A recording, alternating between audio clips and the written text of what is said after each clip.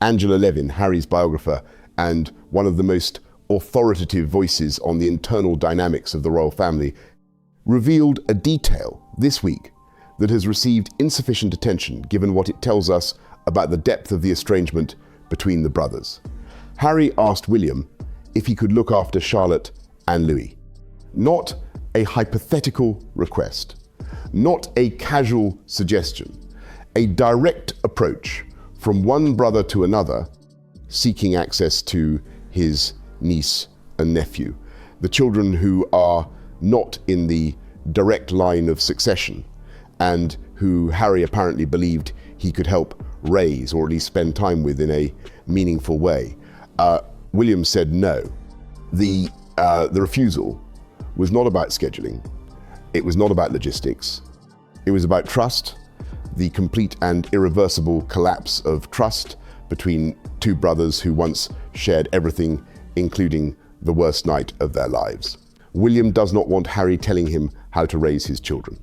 He does not want Harry's influence anywhere near the carefully constructed environment in which George, Charlotte, and Louis are being prepared for their respective futures.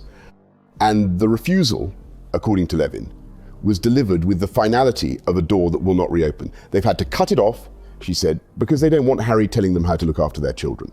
The American YouTuber Link Lauren captured the visceral growing calls for Prince William and Catherine, the Princess of Wales, to keep Archie and Lily away from Prince George, Princess Charlotte, and Prince Louis at all costs.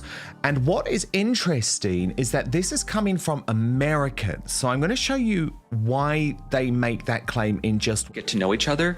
But it's been so long, and you don't know if Archie and Lily are civilized, right? They might eat with their toes and, pick things up with their feet. I don't know what's been going on because they've been living on the freaking compound like children of the corn, and like the hills have eyes, and we never hear from them. We don't know anything about Archie and Lily Beth. Like, have they had their shots? That might be better that they hadn't. But what's going on? We don't know. You might not want your kids to play with them because they've been living on the compound. They might not be socialized. So I understand saying George, Charlotte, and Louis. Dimension of this with the bluntness that only distance from British politesse permits. You don't know if Archie and Lily are civilized, he said. They might eat with their toes. They've been living on the freaking compound like children of the corn. We never hear from them. We don't know anything about Archie and Lily. Have they had their shots? The humor is dark, but the underlying question is serious. Two children have been raised in near total isolation in Montecito, shielded from their British family, their cousins, their grandparents, and the institutional life that would normally socialize royal children into the world they were born to inhabit. Nobody outside the Sussex compound can say with confidence how these children are being educated, what values they are absorbing, what they understand about their family, or what they have been told about the country their father left. The socialization question is not trivial. And trashed our whole family. Our royal mastermind, Prince Harry and Queen Camilla's biographer, Angela Levin, is with us. Angela, do you agree with Link Lauren that actually it would be a real risk for William and Catherine to allow Archie and Lily to come into their children's circle, given they are being so careful in terms of how the future king and his two younger siblings are raised? Oh, it would be a disaster. I mean, you absolutely not. They know not to do that. Catherine would know not to do that, even though she's somebody from a family who want to forgive and get close together. But, you know, as you say, you know nothing about the little ones, and they are very little. And so the Catherine, Charlotte would be sort of quite nice to them because she is a very nice girl, but I don't think the boys would be interested at all, and I don't think it's a good idea. I think in fact it's an absolute awful idea, really. You can't help and again, it. it's Harry. Royal children have historically been raised within a network of relationships, cousins, extended family, school friends, regimental connections that provides the social infrastructure necessary for a life lived in public. George attends school with children from diverse backgrounds. He has been photographed at football matches, at Wimbledon, at military bases, at Trooping the Colour. He is learning step by step how to be a public figure, how to stand still when cameras are pointing, how to engage with strangers without self-consciousness, how to carry the weight of a title without being crushed by it. Charlotte, at 10, has already demonstrated a natural social confidence that commentators attribute to Catherine's influence. Louis, at 8, has become famous for his unfiltered expressiveness, the kind of authenticity that comes from children who are loved unconditionally and who feel secure enough to be themselves in public. Archie and Lilibet have none of this. They have not attended a school where they interact with peers from different backgrounds. They have not appeared at public events where they learn to navigate the attention that comes with their surname. They have not been introduced to the institutional life that both their parents experienced as children, Harry through the palace, Meghan through the entertainment industry. They are growing up in a gated compound in one of the wealthiest communities in America, with hearts over their faces on social media, with a grandfather they last saw as toddlers, and with cousins they may never have met. Whatever the Sussex's intentions and the protection of children's privacy is a legitimate and admirable goal, the practical consequence is isolation. And isolation for children who carry the name Mountbatten Windsor and who sit in the line of succession to the British throne is not a neutral condition. The children have got to be really properly dressed. Often they go off in their night. He goes off in her 90s, Lilibet does.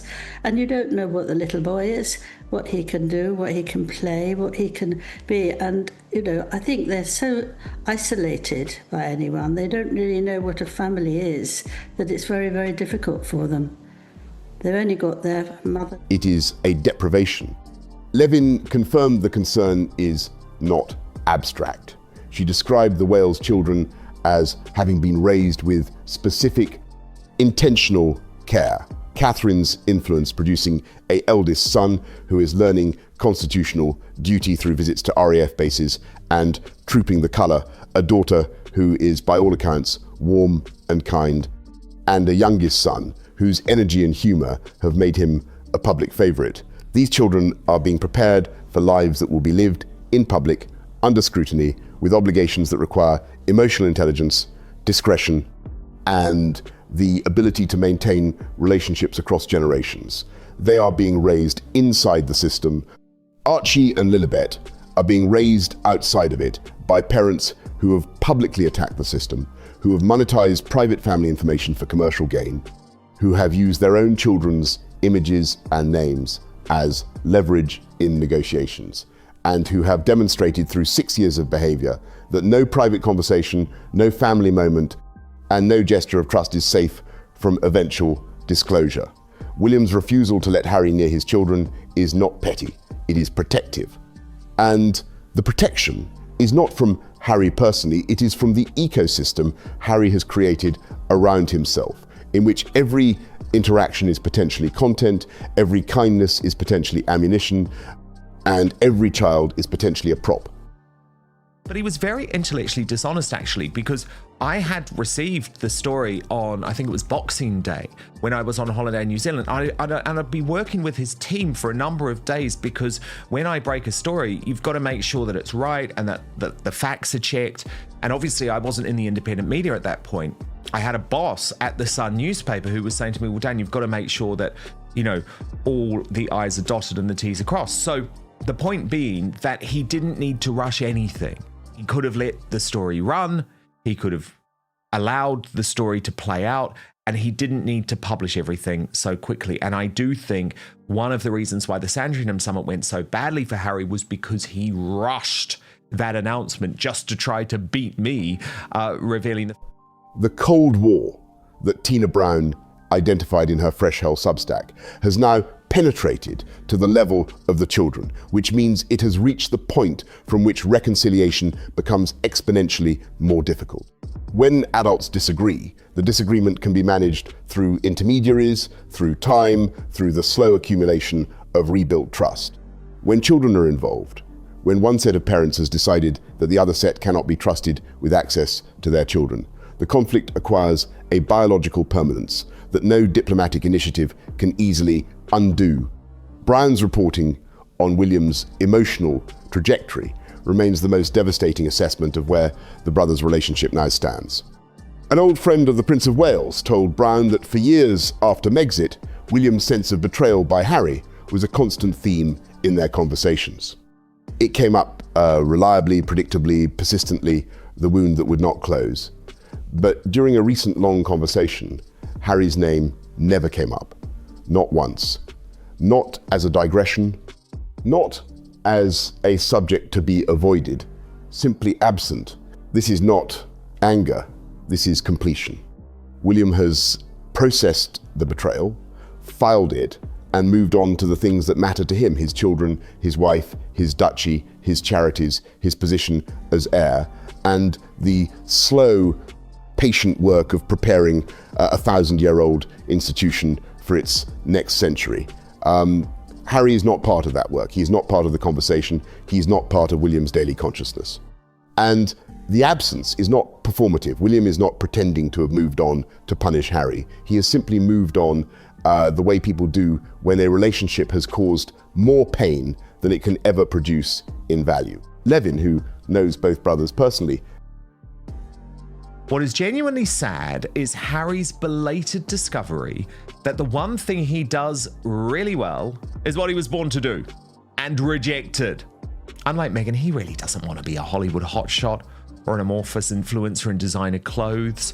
As one of his ex-employees told me, he just wants to do public service and be paid for it, which in essence is the definition of a member of the monarchy. I'm told he misses his rugged army and country-based friends who could not be further from Montecito's precious ethos. Harry doesn't understand that the family conflict has turned into something more lethal for him than anger. And this is the key information. This is the key new information from Tina Brown. A Cold War. Except for his father, who would dearly love to reconcile with his younger son, his relatives have moved on. Earlier this month, there was no invite for Harry to the wedding of his cousin, Princess Anne's son, Peter Phillips, who had played such a critical, consoling role for Harry at Balmoral when Diana died. A person close to Harry told me he doesn't just desperately miss his father and understandably wants his children to know him, he also very much misses William, the only other person who knew what it was to be Diana's son.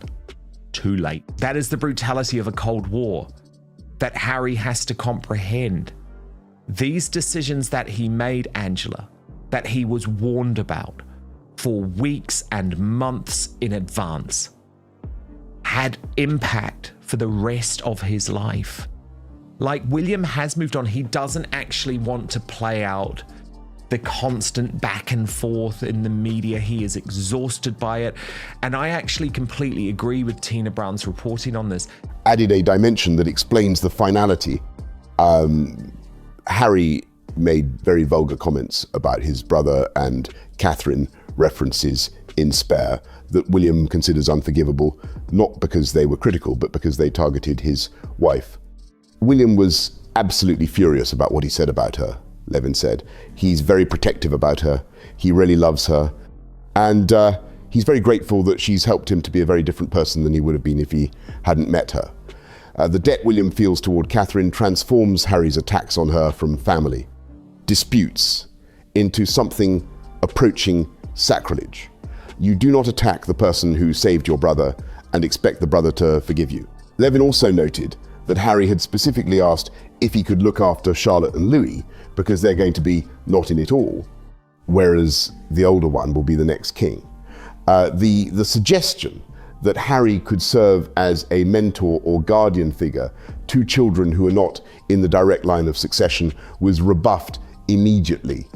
William does not want Harry's influence on his children's understanding of duty, family, or the monarchy. He does not want a man who has spent 6 years dismantling his own relationship with every British institution to have a formative role in the lives of children who will need those institutions to function. The refusal is not about personality. It is about values.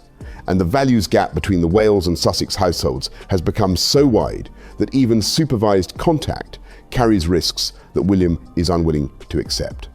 Peter Phillips. No, of course not. One point for this is that Harry made very vulgar comments about his brother and Catherine, and William was absolutely furious about what he said about her. He's very protective about her. He really loves her, and he's very, very grateful that she's helped him to be a very different person than he would have been if he hadn't met her. I know a lot of people are like that, Charlotte and Louis, because they're going to be not in it all, whereas the older one will be the next king or two. And he doesn't want him to look after them. And Harry's kept on saying he wants to do this, so they have to cut it off because they don't want Harry telling them how to look after their children. Thank you very much. So they've got these two reasons why it's absolutely obvious. It's not just he doesn't like him anymore, it's just done a long time ago, all that's past. But actually what you want to do with the wife you love and the children you love, bang, you're out of it. Princess Anne's son reportedly did not invite Harry to his recent wedding, despite the cousins having been close enough that Peter played a consoling role for Harry at Balmoral after Diana's death. Mike Tyndall has publicly said, Harry's not fun anymore, Camilla is maintaining her distance, the extended family has not built a wall. It has simply reorganized itself around the absence, the way water reorganizes around a stone that has been removed from a stream. Brown's reporting on Harry's emotional state adds a dimension of genuine tragedy to the institutional analysis. What is genuinely sad, she wrote, is Harry's belated discovery that the one thing he does really well is what he was born to do and rejected. Unlike Meghan, Brown argues, Harry does not actually want to be a Hollywood figure or an amorphous influencer in designer clothes. As one of his ex-employees told me, he just wants to do public service and be paid for it, which in essence is the definition of a member of the monarchy. He misses his rugged army and country-based friends. He misses his father. He misses William, the only other person who knew what it was to be Diana's son. But the missing is not enough. Missing someone does not undo the damage. It does not unpublish Spare. It does not unair the Oprah interview. It does not unaccuse the institution of racism. It does not restore the trust that was systematically destroyed through 6 years of public warfare. Harry can miss William for the rest of his life. And it will not change the fact that William's name does not come up in conversation anymore, not because William is suppressing it, but because William has genuinely processed it and moved on. The Cold War, as Brown defines it, is not a conflict. It is an absence. And absences, unlike conflicts, have no resolution mechanism. They simply persist until one side or the other ceases to exist. And into this landscape of institutional indifference, the Sussexes are preparing to arrive. Harry alone in London, Meghan possibly in Birmingham later, the children possibly at Althorpe, everything hedged with the qualifiers and conditional language that has defined every Sussex plan for 3 weeks. The visit that was supposed to demonstrate reconciliation has instead demonstrated the opposite, that the family does not want what the Sussexes are offering, that the institution does not need what the Sussexes are selling, and that the children, all of the children on both sides, are bearing the consequences of decisions made by adults who should have known better. Meanwhile, the working monarchy continued to function with the quiet productivity that the Sussex circus has been unable to replicate. Camilla met J.K. Rowling at the Palace of Holyrood House in Edinburgh, a meeting ostensibly about reading and children's literacy, but carrying unmistakable symbolic weight. Rowling, who has become the most prominent defender of biological sex in British public life, has been ostracized by the same Hollywood establishment that once celebrated her. Daniel Radcliffe and Emma Watson, actors whose careers she created, have publicly distanced themselves from her views. She has been called a bigot, a transphobe, and worse, by people whose cultural influence vastly exceeds their intellectual contribution to the debate. And Camilla chose to stand next to her at Holyrood House during Pride Month and post the photograph on the royal family's official social media accounts. Camilla backed J.K. Rowling this week, and you'll know J.K. Rowling has become such a lightning rod, Angela, for the sort of woke leftists who have turned on the Harry Potter creator because of the fact that she just believes in biological sex. And J.K. Rowling has been absolutely uncompromising on this issue, and she lost so much. You know, she lost that sort of toast of Hollywood life that she used the trans issue in terms of the post. Just having Queen Camilla stand next to her, Angela, I think was such a significant moment. There was a meaning behind it. And the royal family posted when they announced this meeting on X, Angela, with a shared passion for books and a deep commitment to children reading for pleasure. The Queen and author J.K. Rowling have met at the Palace of Holyrood House in Edinburgh generations. But Angela, to me, I don't know if you agree, but this meeting means so much more than that. And yeah. I am sometimes very critical of Queen Camilla. You're obviously her biographer, Angela, but I want to just praise Queen Camilla here because she has been brave. She's ignored the woke mob, and I think this now sends a message to the world, Angela, and all of those Hollywood woke-topians. J.K. Rowling is a wonderful person, and her views on biological sex actually make her... The meeting was framed as a discussion about books and literacy. The Spectator's analysis was more perceptive. Very little that appears on the royal family's social media accounts is published without extensive consideration. The photograph was a statement not about transgender politics specifically, but about something broader. It was a statement that the monarchy does not bend to online mobs, that the Queen Consort will meet whoever she considers worthy of meeting, regardless of which hashtags are trending, that the institution's values are not determined by social media consensus. Camilla has never publicly commented on the gender debate, and she is unlikely to do so. But the photograph said what words did not need to say: this woman is welcome here, and your outrage will not change that. The Spectator's analysis was instructive. Those who have suggested that Rowling should be cut loose by the monarchy are deluded. The publication noted that Camilla herself has previously praised the Harry Potter books, saying on the first episode of the Queen's Reading Room podcast in 2024 that they were the books she most enjoyed reading. The relationship between Camilla and Rowling predates the gender controversy. It is rooted in a genuine shared commitment to literacy, to children's reading, and to the transformative power of books. The fact that Rowling has subsequently become a controversial figure does not erase that foundation, and Camilla's refusal to abandon the relationship simply because Twitter demanded it demonstrates exactly the kind of institutional backbone that the monarchy requires. Harry and Meghan, by contrast, have repeatedly abandoned relationships. She's had a very up and down relationship, hasn't she, with the media? And I have to be honest, Angela, I don't know her personally, but I never used to be a huge fan. People are going to be horrified, like I'm not a big Harry Potter guy. I haven't read the books, seen the movies or anything. And do you remember she used to be quite sort of against my politics, I guess you would say. But my respect for her just grew so much on the issue of protecting biological women. That is an issue that I am so passionate about. Fighting back against the trans madness, fighting back against men and women's sport. And to me, all of the previous, where, you know, I've got some background with her too, like I'm not going to go into the details for another time, but all of that previous, I didn't care, you know, because she had done the right thing, and it was such a significant right thing that she had done. Yes, I agree you 100%. She wasn't very nice. I got lots of things out of her, which I was quite good at, and she didn't really want to do that. But then she was very angry. But actually now I'm right behind her because she is brave and she will say what she really feels is important. And you can't then actually just care about somebody who's complaining a little bit about the book coming out earlier than she wanted. So I'm right with you. Angela, when those relationships became inconvenient. The Suits cast cannot reach Meghan. Oprah has gone silent. Tyler Perry has disappeared. The celebrity friendships that once surrounded the couple have evaporated with a completeness that suggests they were always transactional rather than genuine.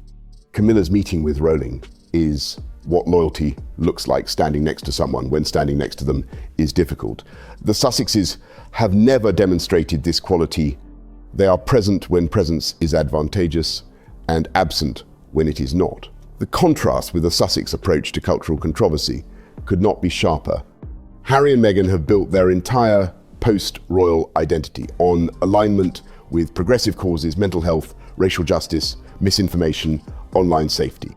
They have positioned themselves as allies of every movement that generates positive press and distance themselves from every position that might provoke criticism. They are, in the language of branding, reactive. Their values shift to match whatever the cultural moment requires. Camilla's meeting with Rowling was the opposite: proactive, deliberate, and entirely indifferent to the reaction it would generate. That is what institutional confidence looks like. I was the first one who interviewed her. She didn't want to be interviewed, but this was on the second book. I read her book to one of my children. Wow. They thought it was wonderful. So I spoke to them at the Mail and I said, can I do her? And I said, who is she? And everything. And I said, she's going to be amazing. Anyway, I won. And I went to see her and I heard all about terrible life that she'd had with a very, very nasty husband who beat her and very unkind. But also she had no money and she would just go into a cafe and just have one cup of tea and work all day long. She couldn't afford more than that to carry on writing. And she said to me that she just actually done. And the Sussexes, who have spent 6 years chasing the approval of the very culture that Camilla just politely ignored, do not have it. The Daily Mail published a column by Julia Lawrence demanding that Catherine reveal the specific type of cancer she was diagnosed with, a demand that Levin described as the worst attack on Catherine she has seen in decades of covering the royals. The column argued that Catherine's silence about her diagnosis was a rare mistake and that the public deserved to know the details. Levin's response captured the revulsion of virtually every observer. It's been enough for her to have cancer. How could you actually demand that she tell you exactly what she's got?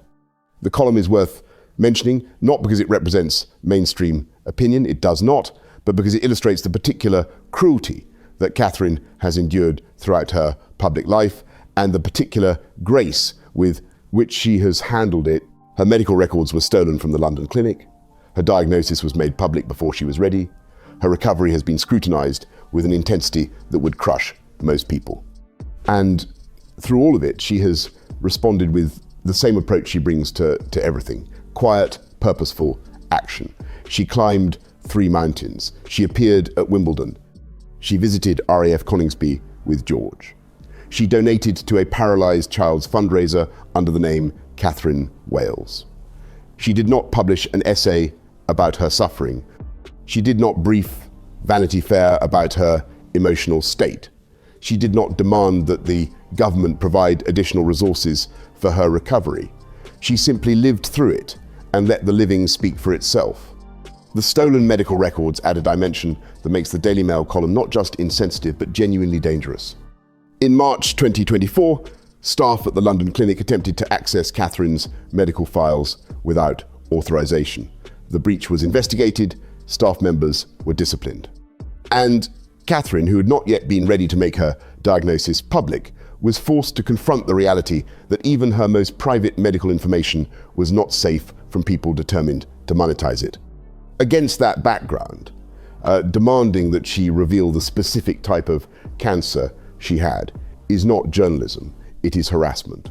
You know, for goodness sake, you should have told us exactly what. I don't know anything about mine. You could help me about what I've got. How could you actually not tell us all about it? So I wrote something not very nice at the top on X, because I just was astonished how somebody who actually has got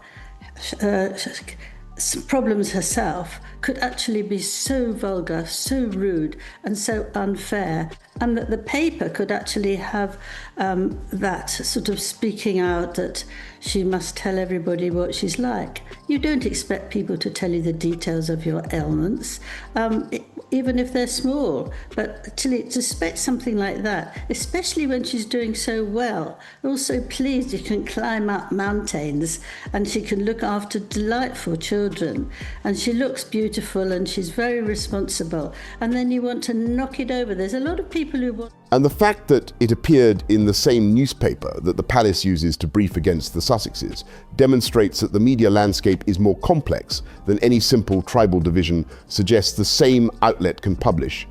Rebecca English's authoritative palace briefings and Julia Lawrence's appalling invasion of Catherine's privacy on the same day. Levin's response was the voice of someone who's been covering the royals for decades and who has reached the limit of what she is willing to tolerate. I thought it was appalling. How could you actually not tell us all about it? I mean, you don't expect people to tell you the details of your illness, even if they're small. She noted that Catherine's recovery has been remarkable, climbing mountains, attending Wimbledon, caring for 3 children, and that demanding medical specifics from a woman who has demonstrated through action that she is thriving is not curiosity, it is cruelty dressed as concern. To knock her over, and it makes me furious, and I think this one is the worst one. Absolutely, she should apologise, not to her, but she should apologise to everyone who feels that it's so rude to demand something like that to someone who's been very ill.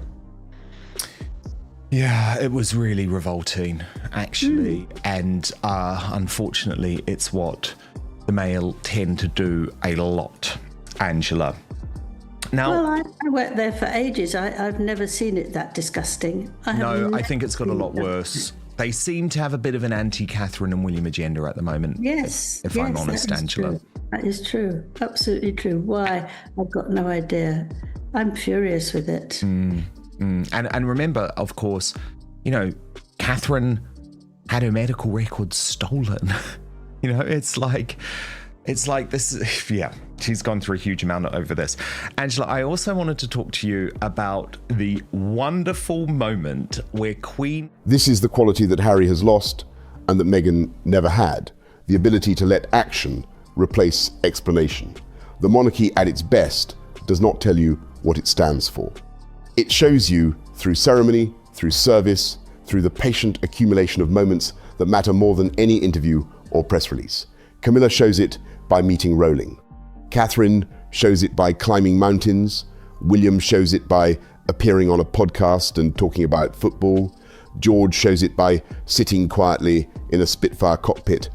And Harry shows something else entirely, by leaking security reports, missing accommodation deadlines, crying in Portugal and arriving in London alone without his family, without his father's hospitality, and without any clear understanding of what he is doing here or what he hopes to achieve. The Cold War has reached the children. The nursery door is closed, and the man standing on the other side of it, wondering why his brother will not let him in, has spent 6 years building the wall he is now complaining about. He built it with spare, in which he described private conversations, physical altercations, and intimate family moments that his brother trusted would remain confidential. He built it with the Oprah interview, in which he allowed accusations of institutional racism to hang over the family without correction or clarification. He built it with the Netflix docuseries, in which he permitted footage of his wife mockingly curtsying to Queen Elizabeth. He built it with the security demands, the accommodation tantrums, the tears briefed to magazines, the accusations of sabotage, and the systematic weaponization of every gesture of goodwill the family offered. And now he stands outside the nursery, outside the family, outside the institution, outside the conversation, and wonders why the door will not open. The door will not open because the man who wants to enter is the same man who told the world what happened inside the last room he was trusted to enter. And trust, once spent in that currency, does not regenerate. The Cold War continues. The children grow. And the distance between George sitting in a Spitfire cockpit and Archie sitting behind a heart emoji grows wider with every day that passes, not because anyone is preventing the gap from closing, but because the people responsible for closing it are too busy leaking security reports, missing accommodation deadlines, and packing jars of honey to do the one thing that would actually help. Be quiet, show up, earn the trust, and wait as long as it takes for the door to open from the other side.